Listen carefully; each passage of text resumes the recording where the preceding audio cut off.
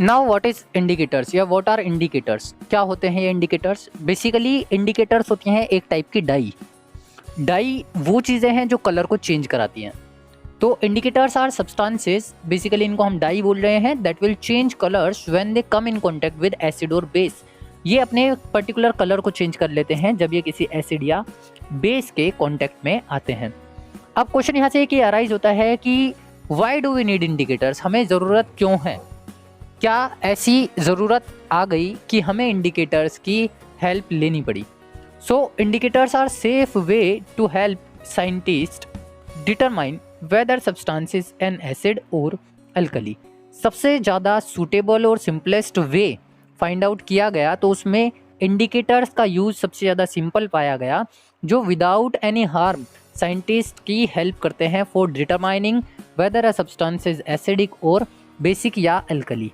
इसका कोई side effect नहीं है, इसका हमारी स्किन पर कोई इफेक्ट नहीं होता, ये हमारी स्किन के लिए कुछ हार्मफुल नहीं है, जिसकी वजह से हमें इंडिकेटर्स की ज़रूरत पड़ी। क्योंकि इंडिकेटर्स बेसिकली यूनिवर्सल भी थे, पीएच पेपर भी थे और नेचुरल इंडिकेटर्स भी थे, और ये इजीली अवेलेबल होने वाली चीज़ें हैं जिनकी कॉस्टिंग भी बहुत कम होती है, और इनको हम आसानी से, नेचुरल इंडिकेटर्स की अगर हम बात करें तो वो कम प्राइस में मार्केट में हमें कहीं भी अवेलेबल हो सकते हैं। Next one is most are large molecules that acts as weak acid. Color changes occur when the molecules is ionized or unionized. जिस तरीके से अगर हम पर्टिकुलरली बात कर रहे हैं किसी भी इंडिकेटर को लेकर के या किसी एक एसिड को लेकर के, यानी कि कुछ बड़े बड़े ऐसे मॉलिक्यूल्स होते हैं जो वीक एसिड की तरह काम करते हैं, उनको हम वीक एसिड की तरह कंसिडर करते हैं, वेदर चाहे वो आयोनाइज्ड हो या अनआयोनाइज्ड हो। Next one is universal indicators is an indicator which contains a mixture of substance that are able to give different colors corresponding to different pH values.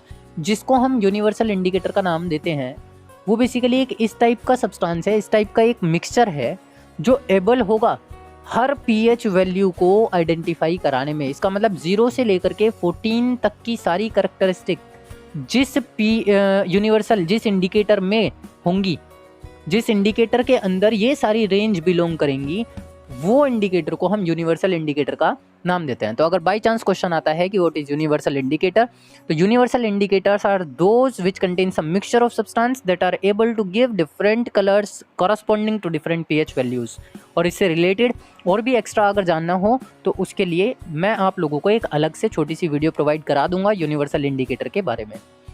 Next is used to determine the strength of acid and alkalis. ये सारी चीज़ें वो चल रही हैं कि हमें need क्यों पड़ी इंडिकेटर्स की। तो used to determine the strength of acid and alkalis by observing the change of its colour. हम इसकी कलर चेंज की नेचर से ये पता लगा सकते हैं कि स्ट्रेंथ कैसी है, एसिड वीक एसिड है कि स्ट्रॉन्ग है, ऐसे ही एल्कली यानी कि जो बेस है वो स्ट्रॉन्ग है या वीक है। Colour depends on the pH, that is colour change with pH. Colour जो होगा वो पीएच पर डिपेंड करेगा, जैसे जैसे पीएच बदलेगी वैसे वैसे कलर भी चेंज होगा। All indicators are weak base और weak acid. The colour of the indicator is due to ionic part of indicator. Ionic, ये जो इंडिकेटर्स होते हैं इन सभी में एक आयोनिक पार्ट होता है। आयोनिक पार्ट का मतलब होता है they can ionise into its ions. जैसे NaCl की अगर हम बात करते हैं तो ये एक्वस सॉल्यूशन में Na पॉजिटिव और Cl नेगेटिव में आयोनाइज हो सकता है। तो उसी तरीके से सारे इंडिकेटर्स भी या तो वीक बेस होंगे या फिर वीक एसिड होंगे। ये स्ट्रॉन्ग नहीं होते हैं नेचर में, ये हमेशा वीक बेस या फिर वीक एसिड होते हैं, और इनका अपना एक आयोनाइजेशन पार्ट होता है। जैसे ही ये किसी सब्सटेंस के अंदर डाले जाते हैं तो ये आयोनाइज हो जाते हैं। अब एक टेबल नीचे की तरफ शो की जा रही है जो यूनिवर्सल इंडिकेटर के कलर्स को रिप्रेजेंट कर रही है। बेसिकली अगर हम पीएच स्केल की बात कर रहे हैं तो उसको हमने डिटरमाइन किया है 0 to 2, 3 to 4, 4 to 6, 7, 8 to 11 और 12 to 14 के लिए। अगर किसी इंडिकेटर का कलर रेड होता है तो इसका मतलब यह है कि वो पीएच रेंज 0 से 2 के बीच में बिलोंग करता है। अगर किसी इंडिकेटर का कलर ऑरेंज होता है तो इसका मतलब यह है कि वो 3 to 4 पीएच रेंज के बीच में बिलोंग करता है। अगर किसी इंडिकेटर का कलर येलो आ रहा है चेंज होकर के तो इसका मतलब है 4 to 6 के बीच में बिलोंग करता है। अगर पेल ग्रीन देता है तो इसका मतलब ये है कि वो न्यूट्रल नेचर के सब्सटेंस में बिलोंग कर रहा है। ऐसे ही ग्रीन ब्लू है और वायलेट है। या फिर आप इसको ऐसे भी कंसीडर कर सकते हैं कि अगर हमें किसी सब्सटेंस की पीएच रेंज मालूम है जो कि यहाँ बिलोंग करती है, तो उसके लिए यूनिवर्सल इंडिकेटर के कलर हम लोगों को याद करने हैं। कि अगर मैं आपसे कहता हूँ एक सब्सटेंस ए है, एक सब्सटेंस बी है, एक सब्सटेंस सी है, एक सब्सटेंस डी है, एक की पीएच वैल्यू 1 है, एक की पीएच वैल्यू 5 है, एक की पीएच वैल्यू 10 है और एक की पीएच वैल्यू 13 है। अब मैं कहूँगा कि यूनिवर्सल इंडिकेटर का कलर बताओ इन सब्सटेंसेस में। अगर मैं यूनिवर्सल इंडिकेटर को डिप कराता हूँ तो उसका कलर क्या होगा? तो जिसमें पीएच वैल्यू 1 आ रही है उसमें यूनिवर्सल इंडिकेटर किस कलर का रिप्रेजेंट होगा?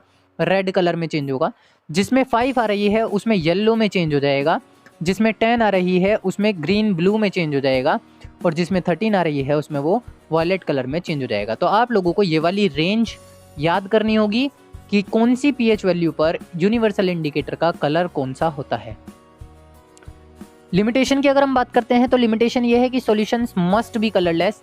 जो भी सॉल्यूशन के अंदर तुम इसको डिप कराओगे वो सॉल्यूशन, पहली चीज़ ये है कि वो कलरलेस होना चाहिए। अगर आपका कलरफुल सॉल्यूशन होगा तो यूनिवर्सल इंडिकेटर बेहतर काम नहीं करेगा।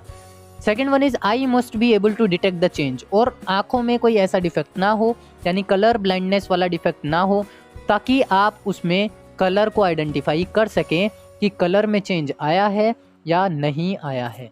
अगर ये लिमिटेशंस हमारी फुलफिल होती हैं तो हम किसी भी इंडिकेटर को आइडेंटिफाई कर पाने में एबल होंगे।